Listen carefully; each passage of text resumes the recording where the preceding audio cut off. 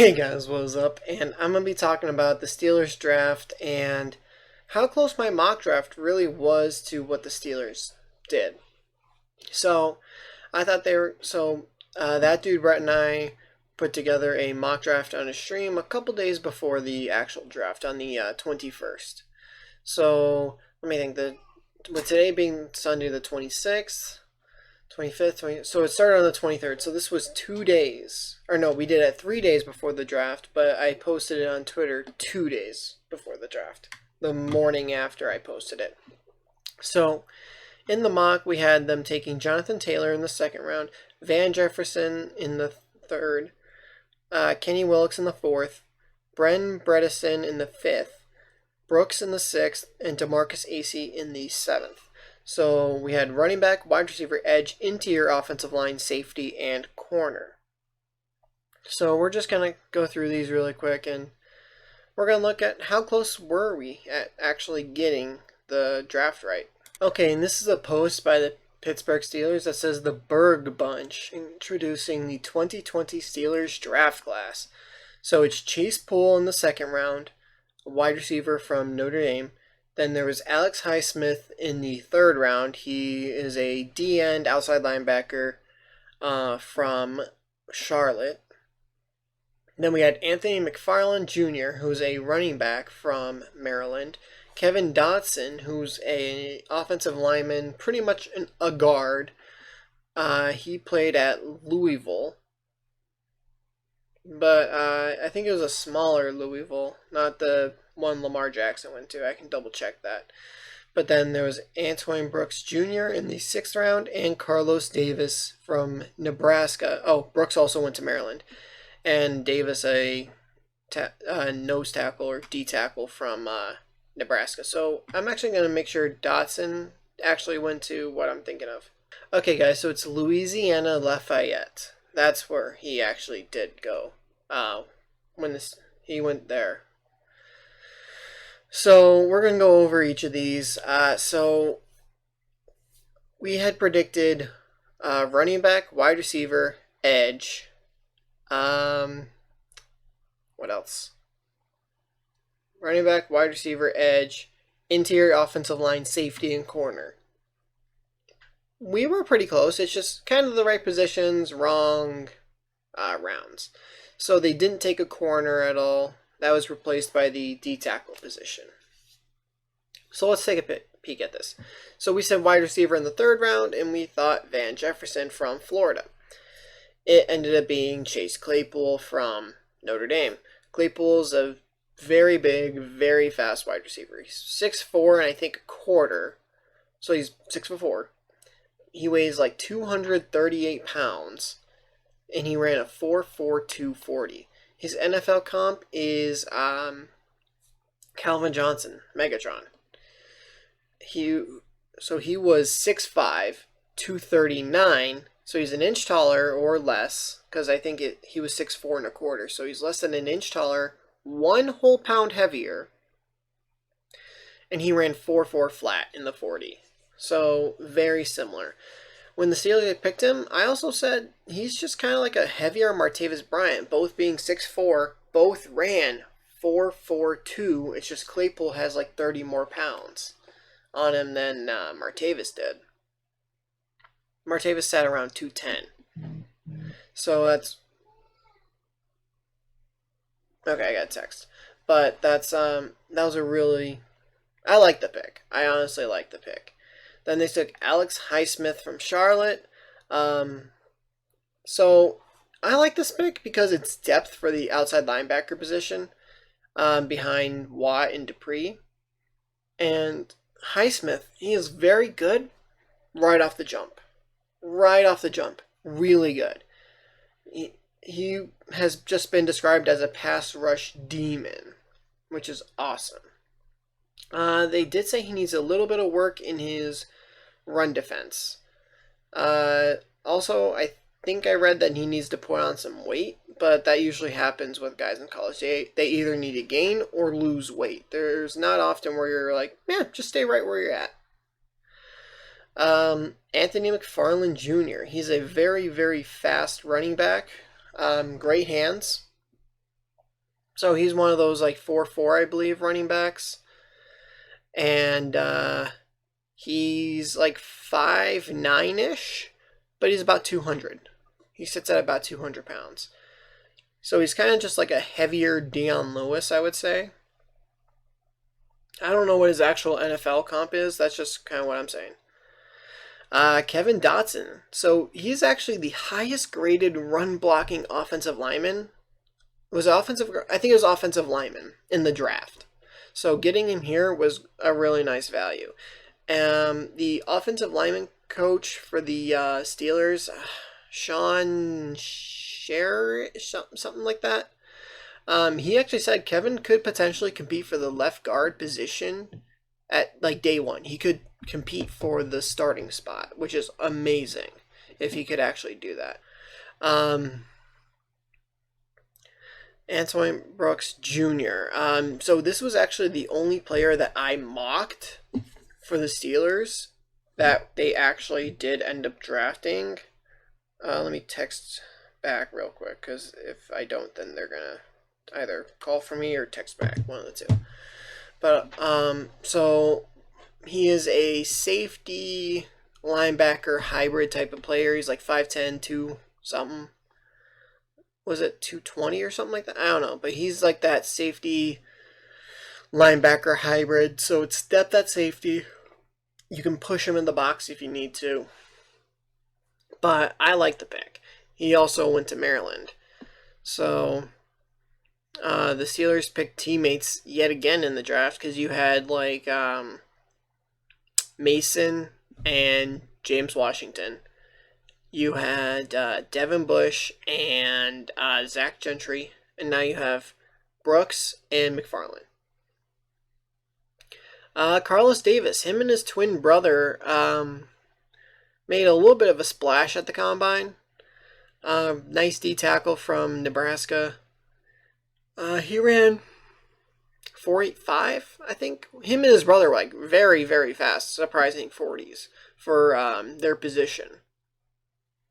His brother was picked, give or take, like 30 picks ahead of him in the 5th round. In the 6th round. And he ended up being a 7th round selection, I believe. I believe his brother was a 5th. But he ended up being selected in the 7th. So, overall, I'm happy with the draft. Plus, also, this is great. And I'm going to show you guys one more thing. So, from Next Gen Stats, they gave the final top 5 draft classes by overall draft score. The Broncos, Colts, Ravens, Titans, and Steelers prioritized athleticism and production through the draft, as represented by average overall draft score of their class according to the Next Gen Stats draft model. So, now the Ravens, Titans, and Steelers, as you can see, they all have 74, which is below average. The Colts got a 75, and the Broncos got a 77. Top 5 draft classes by draft score. Teams to prioritize athleticism and production. Not, you can't just cover up the production and just say athleticism. No, athleticism and production. So they actually tied for the 3rd best draft according to Next Gen Stats, which is absolutely amazing. So if you don't trust my opinion, that's fine. But they literally said, that the Steelers had a nice draft. To anyone, and then I said to anyone who thinks the Steelers had a bad draft, like they did good, I think. So obviously this is on my Twitter, but yeah. So you had Brooks as the one person that I actually mocked for the Steelers to draft in that mock draft that that dude Brett and I did during his live stream. So that's actually really cool that I got one. And it's not like it was and actually we didn't trade any of the picks. The Steelers didn't trade any of their picks, so at least we got that right as well. But as far as positions as well, we did well. We said, we were going to draft a wide receiver. And they did. the Steelers were going to draft a running back. They did. The Steelers were going to draft an interior offensive lineman. They did. They were going to draft an edge guy. They did. They were going to draft a safety. They did. The one position where, we actually got wrong was corner, when they actually took a D tackle. So, I honestly think, though, that they do well. I like the draft. As far as I've seen, a lot of people like the draft. There are some people that, said we should have taken this guy was a reach, blah, blah, blah, blah, blah. Okay, first of all, here's the thing. The Steelers aren't going to have a bad draft intentionally. That's the first thing that you gotta know. So, they're not going to draft to be bad. They're going to draft to be good. They're going to draft. They drafted a big wide receiver, a wide receiver whose size we have not had since Martavis. And we know what a freak athlete he was. If Martavis didn't have any drug issues, he'd probably still be on the Steelers. He would probably still be there.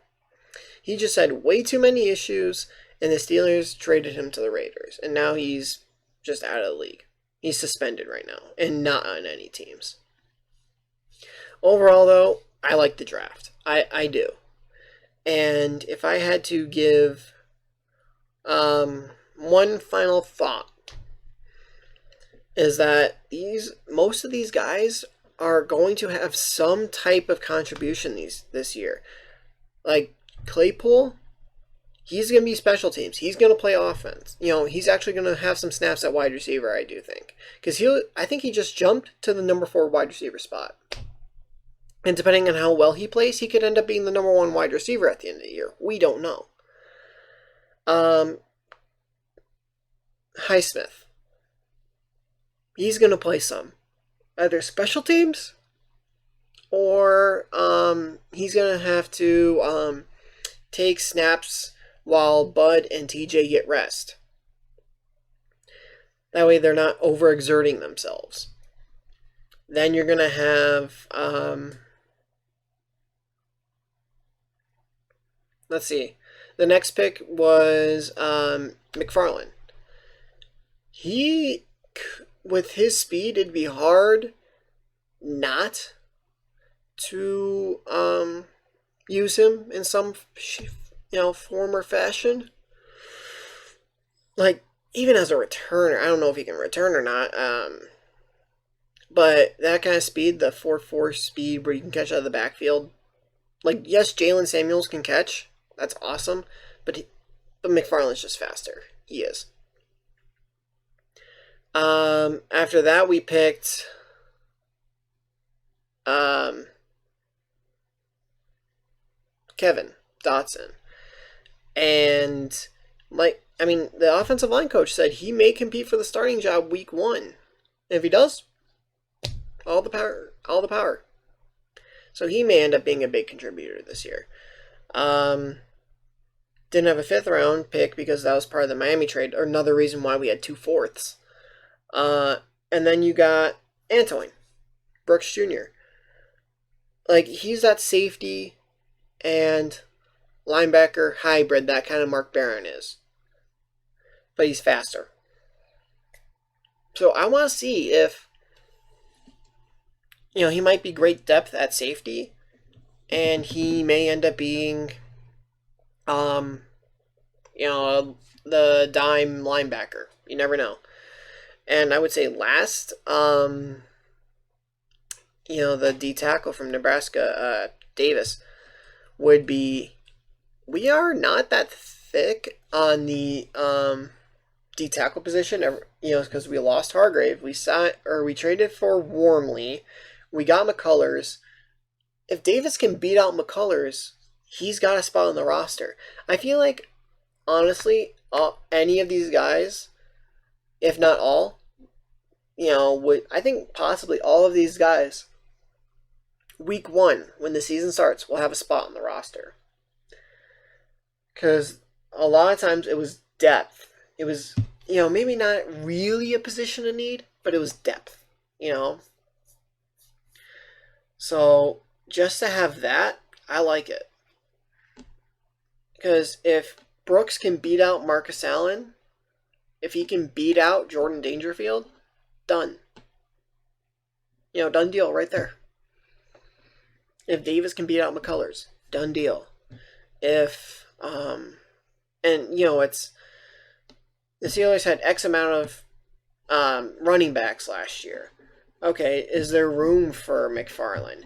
Does he have to prove his value as a returner if he can do that?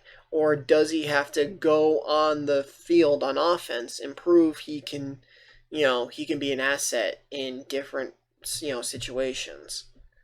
Can he run? Can he catch? Well, we know he can do both at the college level. We'll just have to prove he can do it at the NFL level. But I think a lot of these guys, if not all, are going to be on the roster week 1.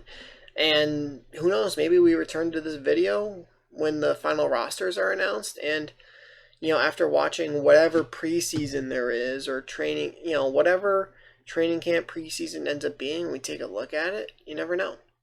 So with that said, I'm going to wrap up this video. I like the draft. Let me know your views of the Steelers draft in the comments below, or if you're a fan of a different team, because I know there's 51 people subscribed to the channel, and we're going to have probably 30 different teams. So, you know, because you're going to have some people who have fans, or have the teams in common, and you're going to have some people who, you know, they have their own team. So let me know what you guys think of the Steelers draft and or your team's draft. You know, did you like, if you're like the Bengals, you know, drafting Joe Burrow #1, and then with the first pick of the second round, you take T. Higgins. You know, you got a really nice wide receiver to pair up with A.J. Green and Tyler Boyd. We were talking about that as well during the live streams.